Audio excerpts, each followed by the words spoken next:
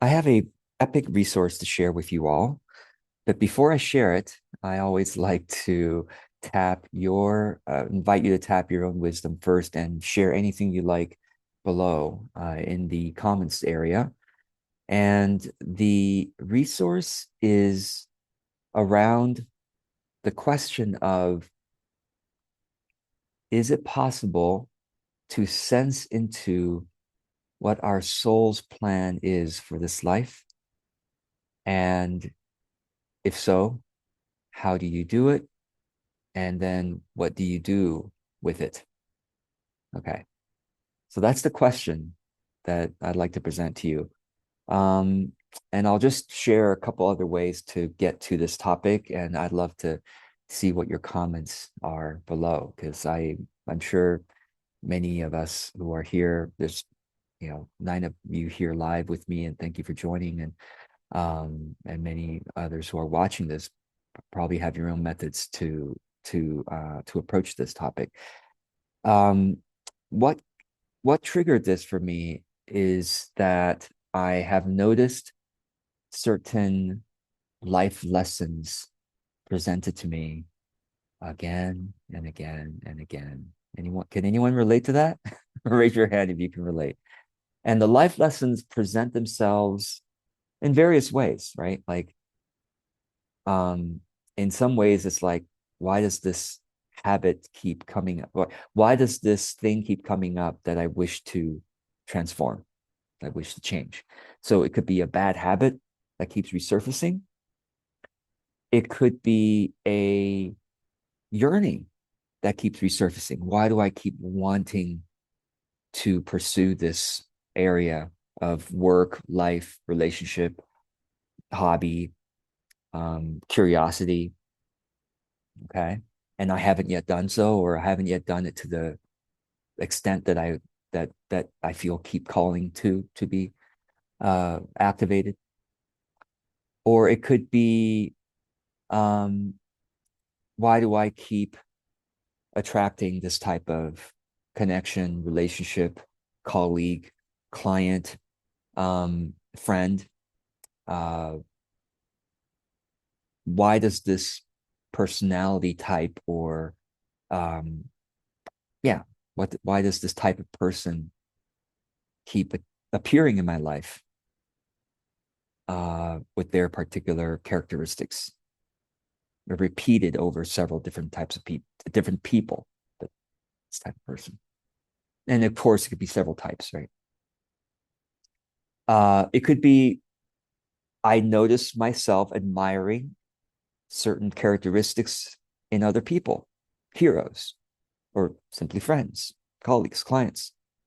And what does that say about what's calling forth within me to be developed, right? Could be, why do I keep being fascinated about certain topics? Okay. Um, could be, why is the world this way?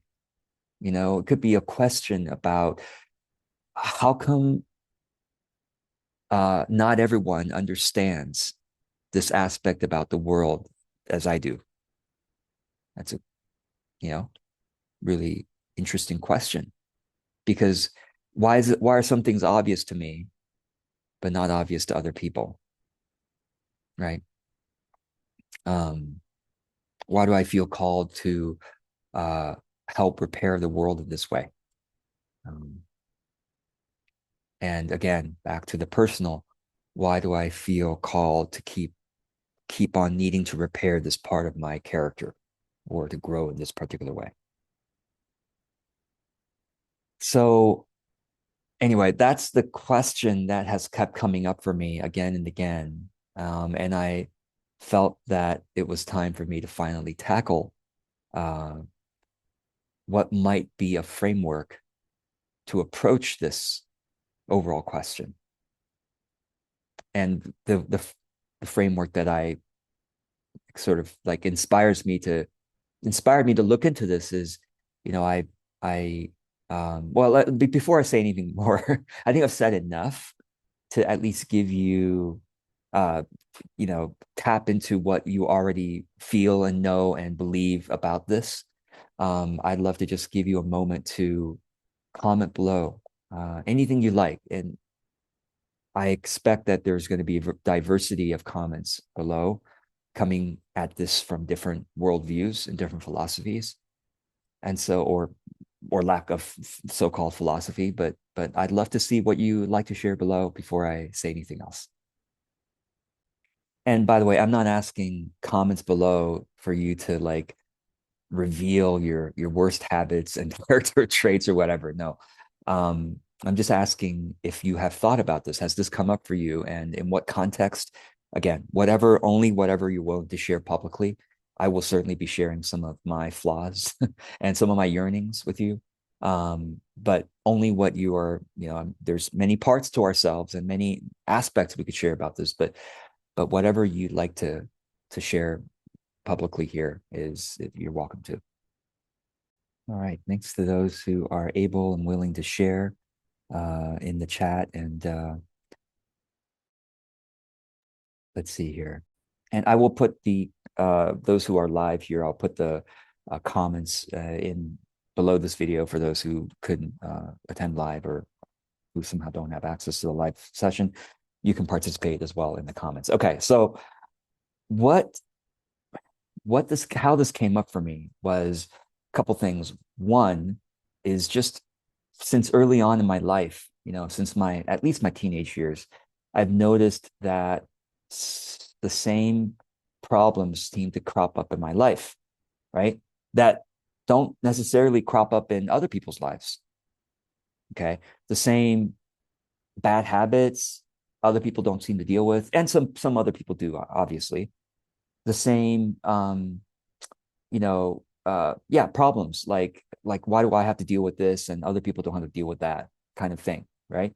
The same temptations, the same questions keep coming up that other people aren't interested in. Okay. And those are all, I was like, yeah, that's so interesting. And vice versa, right? Other people tell me about their problems, and sometimes it resonates with me and sometimes it doesn't. Like it's just I don't have any context for that, or I don't care about that, or I don't have any or I've already figured that out, or it's not a big deal for me. Like, why is it a big deal for you, kind of thing, right?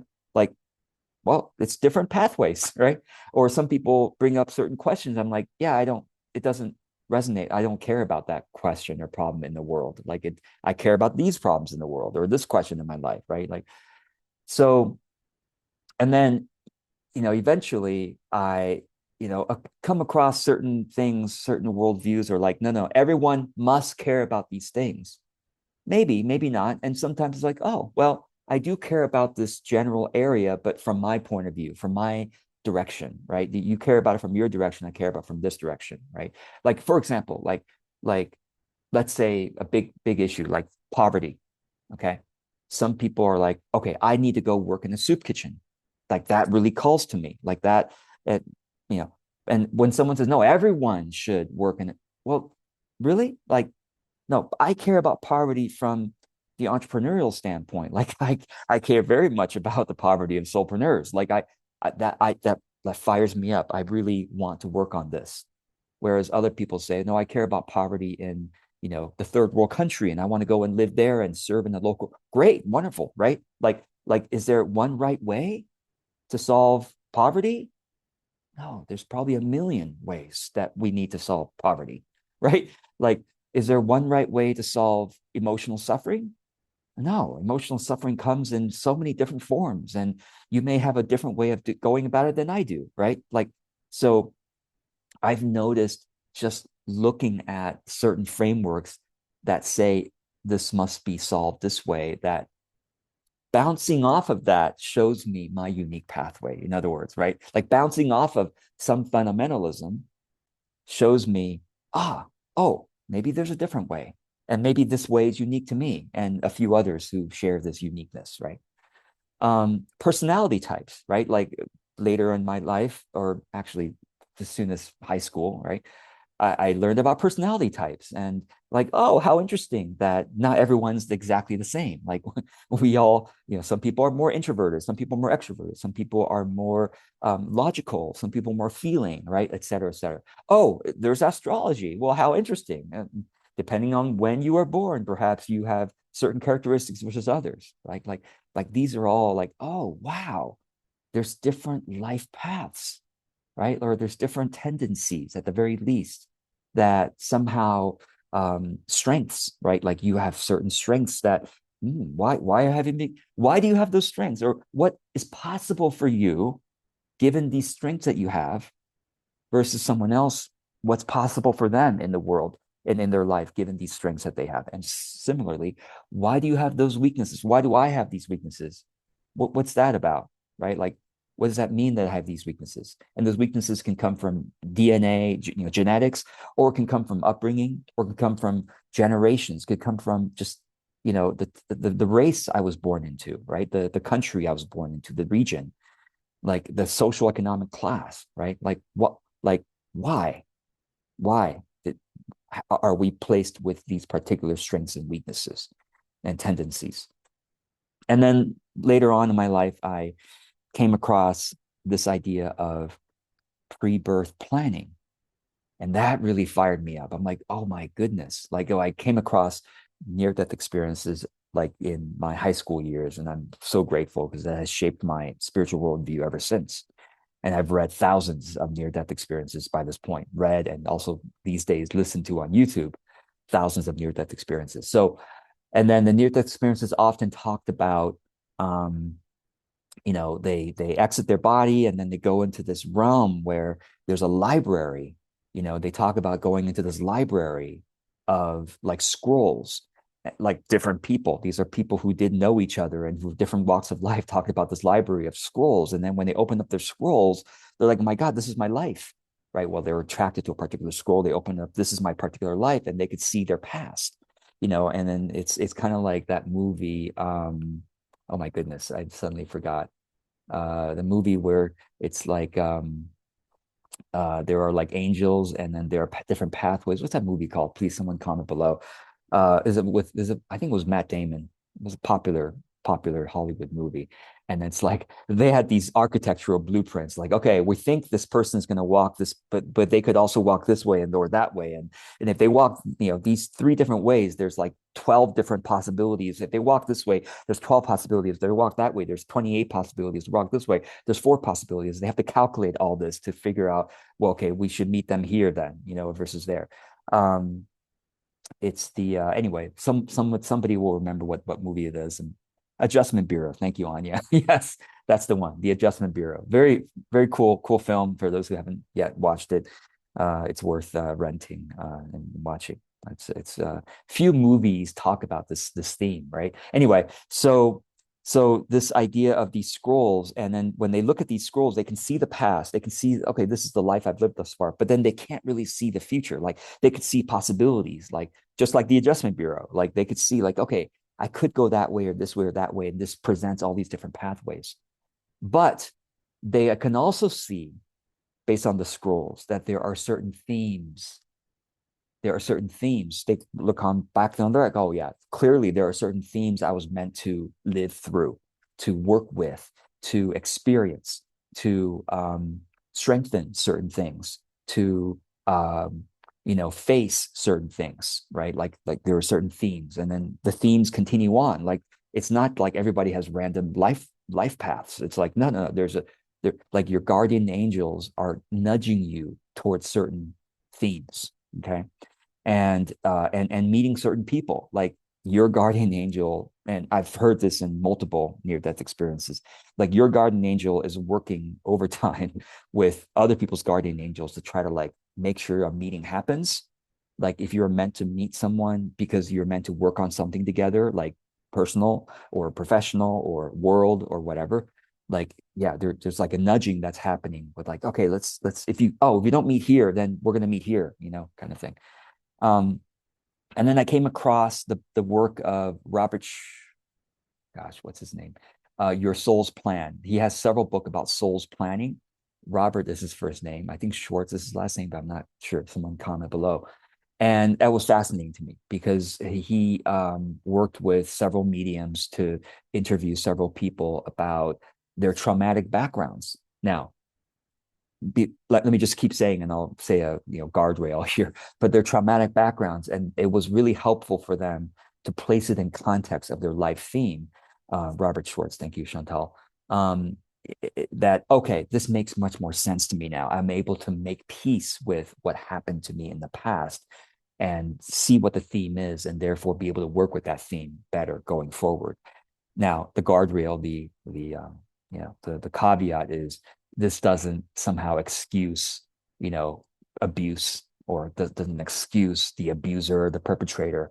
It's like, oh, they were part of my soul group and they incarnated to give me that experience, and so that I could have that. Of course, lots of people are going to up in arms now about this, but the idea is that it's meant to make peace. It's meant to like go, okay, I can see the meaning behind it rather than it being a chaotic, painful experience, period.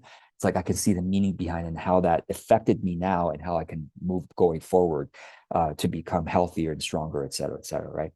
And so, long story short, whether we are talking about trauma and the past or current opportunities and intuitions, or whether we're talking about the future and what we should put our energies toward, I think it's really useful to have some cataloging of our experiences in light of pattern recognition, in light of trying to understand my unique path, your unique path. What does it seem to be suggesting as topics and themes that are unique to us? And by I say unique to us, I don't mean that no one else in the world has it. Obviously, you may share certain themes with other people, and chances are, if you're brought together with certain people, you probably share, like close friends or soul buddies kind of thing. Like you probably share certain themes, but like to like what, how amazing in my mind, and this is probably one of my own themes because I've been obsessed about this for years, right? But I finally putting this framework together. Like, how amazing would it be for each of us to like come to understanding of what our themes are, and then be able to work with that, like consciously, to bring the unconscious conscious, and to work with that, find closure in some ways, or to open up some things so that we can work with it and put our energy and our activities and our to work with it, right? And however we want to work with it. So take a deep breath here. So I finally worked with AI. But basically, I wanted to do research on what are the different philosophies and spiritual worldviews that speak to this question, and what can we learn from the convergence of all of these different worldviews on how we might approach this work, this meta work, really. Okay. And now easier than ever before to research with AI's support.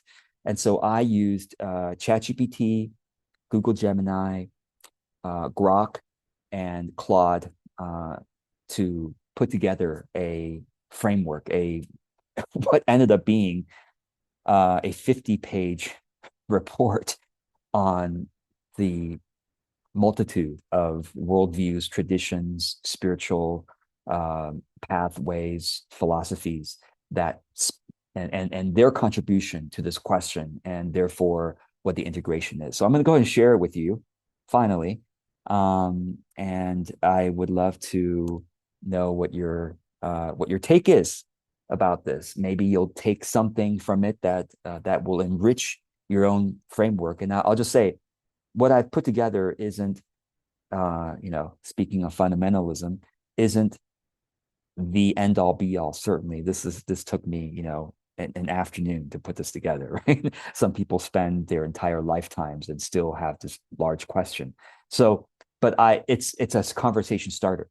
So I very much welcome your comments below as you glance through this and go, that's interesting. Never considered that, or this seems to be missing. I would love to know because I'm trying to be comprehensive here and I'm sure I'm missing lots of things. Or how might you interpret it? And what if you have a framework that you work with that has been reliable for you and very meaningful for you to work with this question of how do you discover your life's themes and work with it? I would love to know. Please comment below because I've been very confused or just agnostic about it for a long time, and I felt it was time to finally get some better understanding for myself. So without further ado, let me go ahead and just share my screen really briefly. This 50 pages, so I'm just going to go really quick to show you what's there, and then I would love to open it up to discussion in the comments below. Okay, so when you access this document, you will notice that on the left-hand side, there is something called tabs, and you click on this. Maybe it's already open for you. You can always collapse it and then open it again on the left-hand side. And the tabs allow you to click through to various sections of the document, okay? So I put, right now it says Feb 7 because that's the latest version that I have, and this document will be updated over time for more updated versions as we go. Okay, so right now it's 54 pages, and it'll probably grow a little bit. And I'm still reading through this. By the way, I had to show up for this call with a particular group that I'm working on this with. So I've only read like, I think I've only read like 20% of it, something like that. And as I'm reading through it, I'm like adding different formatting. So you'll see that part of the document doesn't have formatting yet because I haven't gotten there. So, but anyway, I'm calling out certain things that I particularly like, and I'm calling this a spirit plan. I just wanted a simple word to organize my thoughts around it. But I'd love to know if you have a different word or phrase that you'd like to recommend or suggest as well. And so life presents patterned challenges, and those patterns, when engaged consciously rather than merely endured or evaded, develop specific capacities, virtues, and forms of awareness in the person who meets them. And what gives me hope is that there is a direction, a calling, a curriculum, a set of capacities that your particular life seems designed to forge. And that excites me. I don't know if it does anything for you, but it excites me a lot. And I look forward to seeing if you work with this, anything you want to share as examples below is very, very much welcome. How do we get there? Through careful observation and structural reflection, from testable hypotheses about our core life lessons. And then we build practices, accountability, and review cycles around these hypotheses. Does that sound familiar? What sounds to me like a personal growth plan, right? That sounds like coaching even, right? And how do we do this? Pay attention, be honest with ourselves, practice, get feedback, and revise. Okay. Now, feedback I think is important because, as you'll notice in the various worldviews, it's wise to not do this in isolation. I'm not saying you have to get a coach or a counselor, although if you have the means, I think it could be very beneficial. Therapist, right? Spiritual, mentor. If it's possible to get someone like that who has skin in the game to help you sort these things out, I think it could be very beneficial. But even if you do it in some kind of a friend group or a friend, colleague, try to do it in community, in my opinion, it has the most benefit, not just with one person, because you get multiple points of feedback, especially in the community that you can trust, right? That you feel more open with. Okay. So anyway, it starts off by giving, perspective from, basically trauma healing and internal family system embodiment. And then it gets into behavioral science and psychology and Viktor Frankl, positive psychology, the VIA character strengths, which talk about various virtues. It has organized virtues, broad range of virtues into categories. Robert Keegan's work with developmental research, stages of faith. I thought that was quite interesting. That was very that was actually quite important for me in my formative years when I grew from being born in Taiwan and having that particular religion of like ancestor, Taoism, anyway, and then into evangelical Christianity. A lot of people don't know I had an important period of my life. I was a fundamentalist Christian, which I found was very helpful for me actually, and then kind of growing to integrate other things as well. Um, and then let's see here. Community and witnessing are essential correctives to self-deception, right? That I think is that was very wise. I felt like it that it came up with. Okay, let's how we got here, and then this goes into the whole history of the various worldviews and what that says about sort of defining our life paths.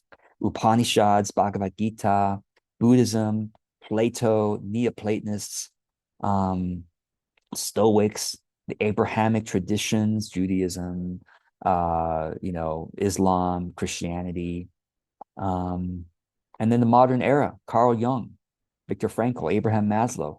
I'd never heard of this guy, Assagioli. And then Robert Keegan, James Fowler, Claire Graves, Spiral Dynamics. If anyone's heard of that particular worldview philosophy was very interesting to me and continues to be. And then Enneagram, Integral Theory from Ken Wilber. And then there's some channeled stuff here. The Michael Teaching, Seth material, human design, channel stuff. And then, of course, there's, popular modern therapies such as internal family systems, acceptance and commitment. And then there's some mediumship type stuff, Michael Newton, Robert Schwartz, and then the positive psychology movement as well. Current state of knowledge. And then this goes really tradition by tradition to talk about, okay, what does that mean, therefore, for our understanding our life path, all the way from Hinduism to Buddhism to, I'm going to scroll more quickly now. Sorry about that. You can get the document in the notes below this video. Buddhism, Christianity, both the more mystical Christianity as well as more Orthodox Christianity are all brought up here. Quaker, and also throughout the document, you'll see that for the spirit plan, this particular worldview contributes the following, right? So it kind of summarizes that. Spirit plan, again, is just my word for trying to understand this particular conundrum, this question. Sufism, is mystical Islam, right? Has some very interesting contributions. I didn't know anything about this stuff, so very interesting for me to read through this as well. Judaism and Kabbalah had some very interesting contributions.